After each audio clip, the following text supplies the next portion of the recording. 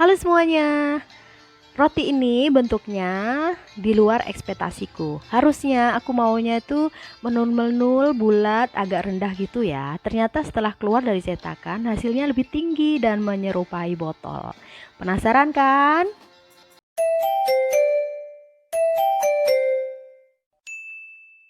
Nah, yang pertama ini aku mau share resep rotinya dulu ya. Ini aku pakai 300 gram tepung komachi, bisa diganti tepung cakra. Berikutnya 1 butir telur, ukurannya itu sekitar 75 gram. Nah, setelah itu berikutnya tambahkan 50 gram gula pasir. Cukup 50 gram, kalau terlalu manis boleh 30 gram. Ambil 10% dari perbandingan tepung. Berikutnya 10 gram susu bubuk. Nah, selanjutnya 6 gram ragi.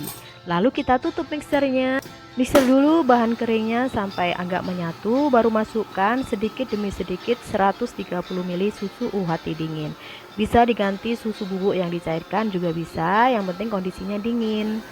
Nah, berikutnya kita tuang susunya dulu ya. Sedikit demi sedikit. Ini aku pakai speed antara 4, 5, dan 6. Ini butuh waktu sekitar 5 sampai 10 menit. Biasanya nggak sampai 10 menit dia sudah agak setengah kalis. Nah, ini sudah mulai agak setengah kalis.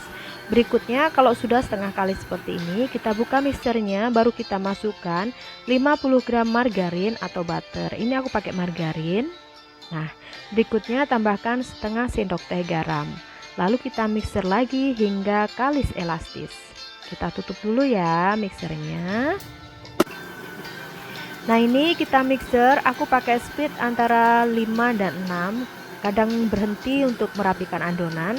Kita mixer sampai benar-benar kalis elastis. Ini sudah mulai kalis elastis. Kita buka mixernya, kita cek bagaimana kondisi adonan jika kalis elastis. Berikutnya kita ambil adonan, lalu kita lebarkan seperti ini, kita tarik-tarik seperti ini. Nah, jika kalis elastis, adonannya itu tidak gampang sobek. Nah, ini sudah kalis elastis ya.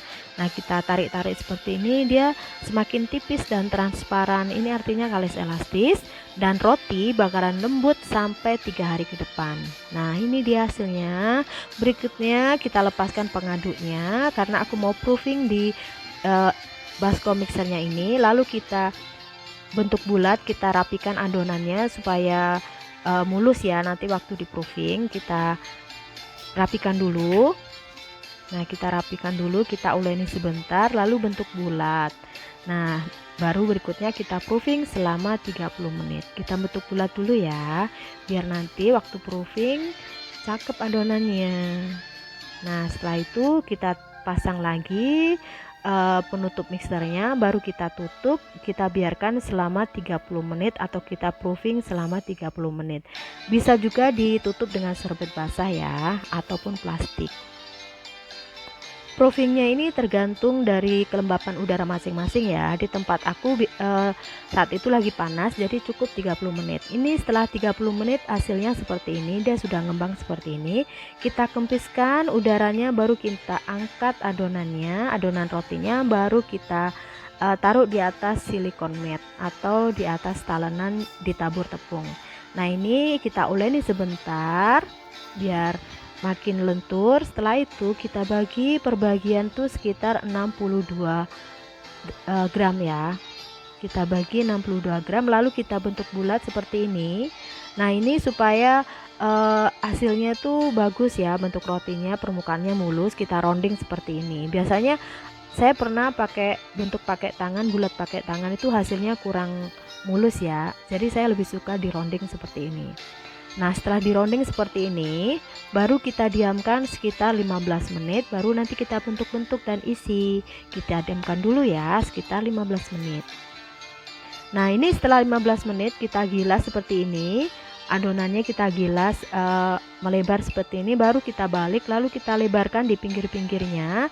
Berikutnya kita beri isian. Kalau isiannya itu opsional, baru kita jepit-jepit bagian pinggirnya ini supaya waktu pengovenan dia tidak bocor. Lalu kita cubit-cubit dan kita rapikan seperti ini, baru kita tata di loyang. Ini loyangnya. Loyangnya bulat ini, ringnya ini aku pakai diameter sekitar 7 cm ya. Harusnya itu adonannya cukup 50 gram, tapi aku oversize, jadi hasilnya tuh agak tinggi ke atas seperti ini. Nah, ini setelah 30 menit, tadi di proofing 30 menit ya, lalu dioles dengan susu. Nah, dioles dengan susu seperti ini sebelum di oven. Oven bisa dipanaskan dulu sekitar 15 menit di suhu 175 derajat Celcius. Nah, ini dioles rata ya susunya. Kalau tidak ada susu bisa diganti dengan kuning telur kalau permukaannya makin cantik warnanya. Dioles susu ini, adonan rotinya ini setelah diberi isian lalu dibentuk bulat, lalu taruh di loyang atau ring ini 30 menit di proofing, baru kita oles susu rata ya atau kuning telur. Berikutnya kita oven di suhu 175 derajat Celcius, api atas bawah selama kurang lebih 25 menit. Nah, ini aku pakai rabawa aja. Nah, ini hasilnya setelah keluar dari oven. Hasilnya seperti ini. Kita baru oles butter supaya permukaan atas rotinya itu makin mengkilat, makin cantik. Nah, ini bisa juga dioles dengan margarin, tapi aku lebih suka dengan butter, jadi wangi rotinya tuh enak banget. Dan permukaannya roti kalau dikasih oles butter atau margarin gini jadi lembut. Nah, kita oles semuanya dengan butter ya rotinya. Setelah itu tunggu dingin, baru setelah dingin kita baru keluarkan dari ringnya.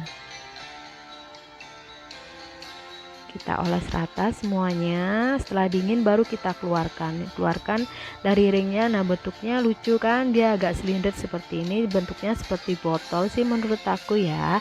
Nah, kita mau cek kelembutan dari rotinya. Biarpun pakai 1 telur dan pakai susu UHT dingin, rotinya tetap lembut seperti ini. Nah, resep yang saya share ini resep basic roti yang biasa saya bikin. Bisa untuk cinnamon roll ataupun roti isi sosis ataupun roti isi daging.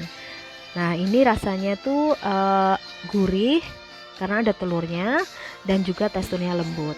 Semoga bermanfaat ya. Nantikan kreasi Faraliama berikutnya. Jangan lupa like, comment, share, dan subscribe. Thank you semuanya. Happy baking. Salam sehat selalu.